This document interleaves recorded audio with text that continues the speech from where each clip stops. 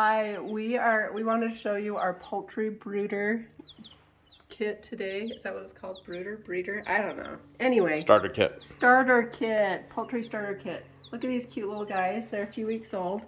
They don't come with the kit. They don't come with a kit, but they need all the things in the kit. So if you want to have chickens and you want them to stay alive, you need this kit. They need the heat lamp, which comes in the kit, and you can direct this if they need more heat or less heat, which they're supposed to, which helps keep them warm enough to be growing. It also comes with this feeder, which you can just open up and put more food in it.